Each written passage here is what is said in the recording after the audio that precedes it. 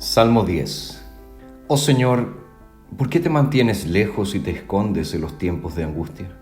Con arrogancia el impío persigue al pobre. Sean atrapados en los artificios que han maquinado, porque el impío se gloría del apetito de su alma, y el codicioso maldice y desprecia al Señor. El impío por la altivez de su rostro no le busca, no está Dios en ninguno de sus pensamientos. En todo tiempo son torcidos sus caminos, tus juicios están muy por encima de su vista, y a todos sus adversarios desprecia. Dice en su corazón: no seré movido, de generación en generación nunca estaré en infortunio. Su boca está llena de maldición, engaño y fraude. Debajo de su lengua hay vejación e iniquidad. Pone emboscadas a las aldeas, en los escondrijos mata a los inocentes. Sus ojos vigilan a los desdichados, acecha desde un escondite, como el león desde la espesura. Acecha para arrebatar al pobre, arrebata al pobre atrayéndolo a su red. Se agacha, lo aplasta, y en sus fuertes garras caen los desdichados. Dice en su corazón: Dios se ha olvidado, ha ocultado su rostro, nunca lo verá. Levántate, oh Señor Dios, alza tu mano, no te olvides de los pobres. ¿Por qué desprecia el impío a Dios? En su corazón piensa que tú no lo llamarás a cuenta. Ciertamente tú ves la vejación y la provocación, las miras para dar la recompensa. A tus manos se acoge el desdichado, tú eres el amparo del huérfano. Quebranta el brazo del impío y del malo, castígalos por su perversidad hasta que desistan de ella. El Señor es Rey para siempre, de su tierra desaparecerán las naciones. El deseo de los humildes escuchas, oh Señor, tú dispones su corazón y tienes atento tu oído para juzgar al huérfano y al oprimido, a fin de que el hombre de la tierra no vuelva más a hacer violencia.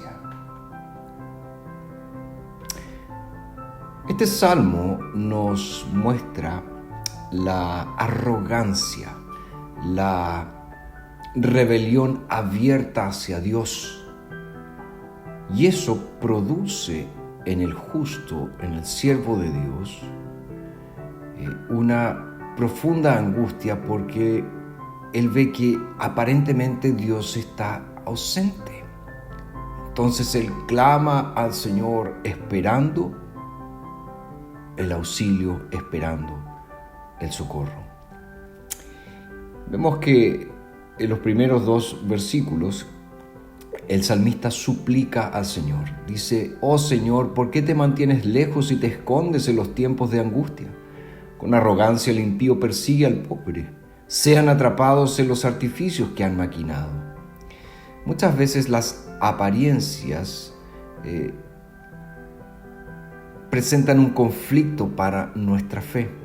A veces nosotros vemos las cosas de manera tan oscura, de manera tan terrible, que nos olvidamos que el Señor efectivamente reina. Y aquí el salmista está abriendo su corazón, y al ver tanta maldad, al ver cómo el impío con arrogancia oprime al justo, él dice: Señor, ¿por qué estás lejos? ¿Por qué te escondes? ¿Por qué no estás presente?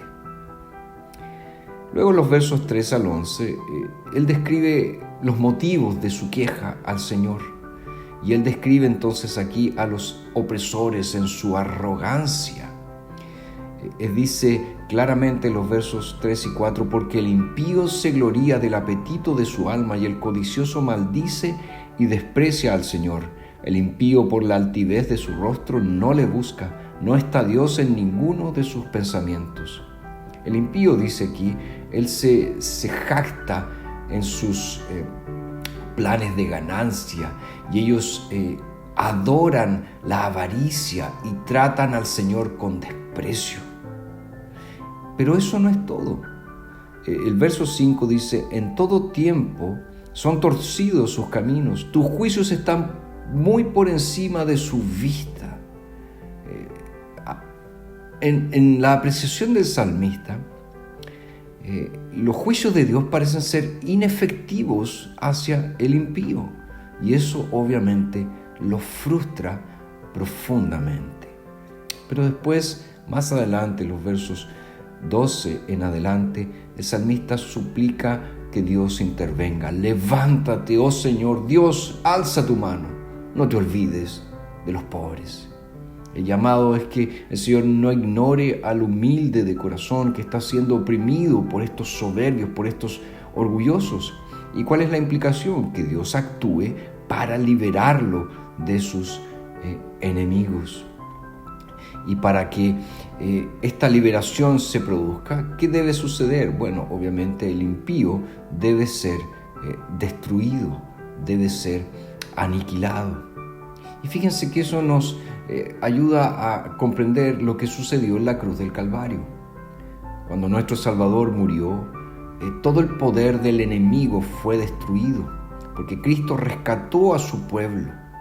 Pero sabemos que aún la erradicación completa del mal está en espera. Eso solo va a suceder cuando nuestro Señor Jesucristo vuelva nuevamente en gloria y majestad.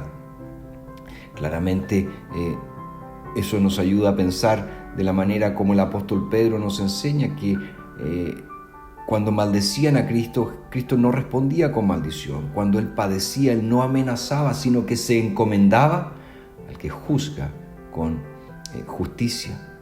Y también dice que los que sufren según la voluntad de Dios deben encomendarse al fiel Creador haciendo el bien.